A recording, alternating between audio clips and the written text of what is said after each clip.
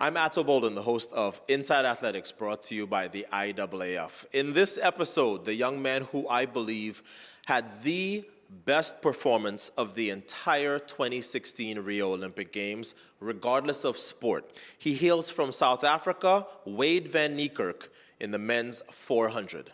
Wayde, welcome to Inside Athletics. A real pleasure to have you on. I thought that your race was the performance of the games, not the track and field performance of the games, the performance of the games.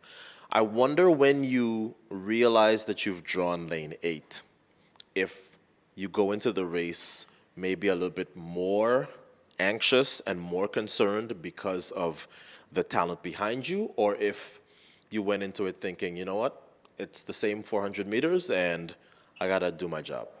Yeah, definitely. You're at Olympics at one of the biggest stages that you've ever competed at. So at that moment, it's really just about going out there and doing the job. We're all out there doing a 400 meters. I still see it a bit as a blessing in disguise that I was in lane 8. I might have not executed the race the same way if I was chasing or if I was on the inside of other guys. But I mean, it all worked out for myself, so now we can just look back and appreciate the moment. You seemed more shocked than anybody else in the stadium when you saw the time, and I think it's just, obviously the emotion of breaking a world record in the Olympic Games. But one guy who did not seem that surprised was Usain Bolt, and that's because when you trained with him, he said, I think this guy has the ability to run some times that we've not seen before. Tell me about training in Kingston and what you got out of that experience. Yeah, I think my expectations before the time, we were all expecting some Mecca or kingdom to enter when you get to Jamaica, but you really get to just realize that these are really just guys like each and every one of us. Working hard. We're all just going out there working hard, trying to survive in track and field, trying to better ourselves as athletes, and you start realizing that we're all just human beings doing what we can do best. And immediately I started interacting with all the guys in Coach Mo's group, and my coach started feeling comfortable, and we all just started mingling, and you start realizing that there's no difference between you and I. We're both just athletes, and I think it really opened a massive door for myself mentally, because where I come from, South Africa, you always think that United States or Jamaica or Europe is where you need to make it, is where you can start breaking barriers, and that's kind of become a habit in South Africa, where once you finish with school, you go over to the USA, and I always had something deep inside of me just telling me, you can do it right here in South Africa and inspire more and more South Africans to do it. And when I got there, I think we slowly but surely started rubbing off. And obviously you gain so much confidence training amongst these guys. You're actually expecting them to be miles away from you. Before you know it, you actually might be ahead of someone, or you might be alongside the guys. And all of a sudden your mindset changes and you think, but why not believe in even greater things for yourself? Now, speaking of belief, I'm of the belief that you are the person that's going to get closest to 1919. I don't think 958 is under threat by you, but I do think that with your age and what I've seen with your ability to hold your top end speed, that 1919, that world record in the 200 meters, is certainly in the conversation. Do you believe that? Funny enough, the 200 meters is actually my favorite event. That's actually. Well, that warms my heart as a world champion in that event. It is. It's actually why I'm doing track and field, is because I want to achieve so much in the 200. But okay, due to circumstances and injuries and myself just doing well in 400 meters year after year, it didn't really give me that opportunity or that door for me to enter the 200 meter scene. But now that I've achieved what I have in the 400, I think it will give me more time to focus on the 200 and even the 100, because I really enjoy doing both 100 and 200. We spoke about it earlier as well, and I spoke to Coach so much times at the beginning of the year before I broke the sub 10. I told the coach, I I know I've reached 2 milestones in my career, but I've actually only achieved one of the 2. And she's like, what do you mean I've only achieved one of the 2? I told her, my dreams was always to break sub 10 and sub 20. I've never had Well, you've done that. I've never had a sub 44 dream. And Right. she's like, okay. And that's when I started chasing a bit of 100s and 200s the beginning of last year, and luckily that door opened for myself. But it gave me so much more motivation to want to do a bit more 1s and 2s, but at the same time not neglect the 400. Well, you're in a very exclusive club. Speaking of clubs, sub 10, sub 20, and sub 44. You're also, though, very close to sub 43 now, and it's actually one of the things that I said immediately after your race on the broadcast of it. I said, my God, I have to prepare myself for the fact that I'm going to see somebody run sub 43. You're the only person that knows what it's like to run 43.03. Now that you've run it, is there any doubt in your mind that you can go faster? Well, I'm always someone that loves living in the moment. So I'm not someone that necessarily likes counting my chickens before it hatches. But at the age of 24, achieving a record that's been there for forever. and I mean, at the age of 24, you still feel like you've got so much more to prove. I feel like it's really just the beginning of so much more I can do as an athlete. So why not believe in getting that sub 43? But at the same time, it's going to take even more harder work and discipline. But I believe I can back myself on attempting it. Why not? Yeah.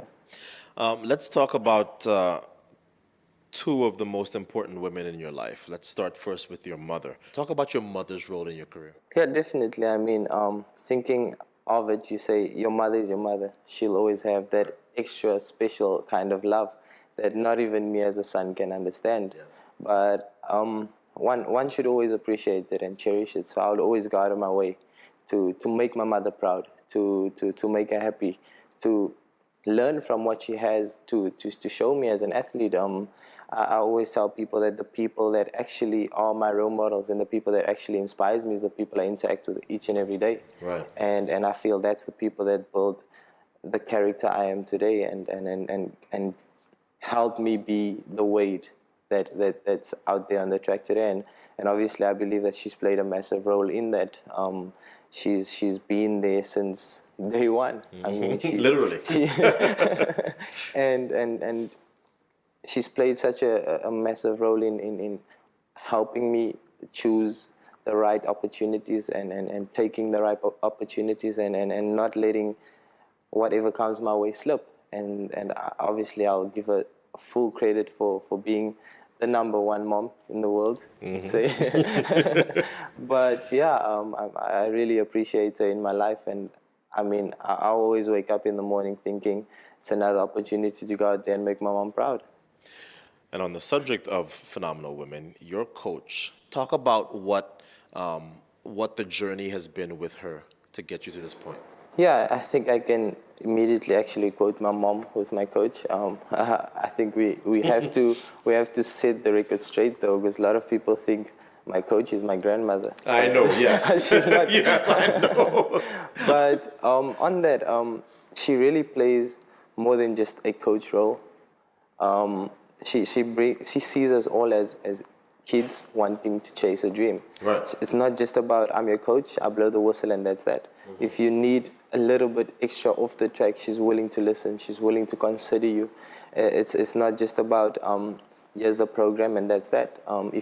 She tries and interact with each and every one of us, not just myself. Even if it's a newcomer, she'll put in that extra effort for you, and she just has that warmth and that love with her that everyone needs. I think it's not too much, but it's not too little either. It's like just enough, yeah. And she knows how to interact with each and every one of us. But I keep on saying it is that she's the inspiration herself. I mean, at this age of 74, yes.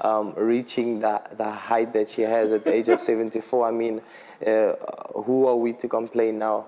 I mean, she's been waiting years and years to get a Olympic gold medal, and she's got it at the age of 74. And the world record. And the world record now too. And the world record, and at the age of 74.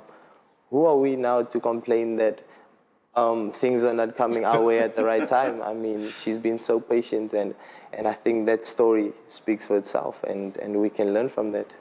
Now, you're a man of great faith and I think great humility. What has that been like for somebody who is not flamboyant and an extrovert to be sort of thrust into that spotlight because you are the #1 sports star now in your country? Yeah, it gets a bit tough for myself, the whole attention and so on. But I've immediately tried to teach myself to accept the responsibility that what comes with what I've achieved. I like thinking of it as I am representing the people, if you know what I mean. Yeah. In the sense of I'm really just a boy going out there, training hard each and every day, the same as the person that has to wake up every morning, going to work and working for their job to achieve the best work on that day. That's just me. I'm just representing the simple guy going out there, chasing a dream. But at the same time, fortunately for myself, people get to see it on TV. I'm sure there's people who do massive things within their workplace, but the world doesn't see it. So I see myself as a representation, as the people's person. Though I am representing you, and back home I had the blessing to win a accolade called the People's Choice, where people it was last week, right? Yeah, where people vote for their best sports person, and to me it was something very special because I mean, this is what I stand for, and then the people back me as well. And I had a special moment afterwards where I just felt in my heart, I can give this trophy to the little kid that walked me out on the stage, and I gave him the trophy representing who I am to them. And I just want to inspire more and more, obviously South Africans, because I am a South African, to want to try and reach their dreams and try and stamp their feet in the international stages, be it track and field, hopefully, yeah. What can we expect from you in the London 2017 World Championships? A 200, 400 double, maybe? I would really love to, but I'm sure only times can tell. I'm going to definitely put in the hard work. I would love to double, and if the opportunity is there, I'll take it. But at the same time, it's going to be quite a lot of hard work. But I'm ready for it because it's going to be the first time I ever double at a competition.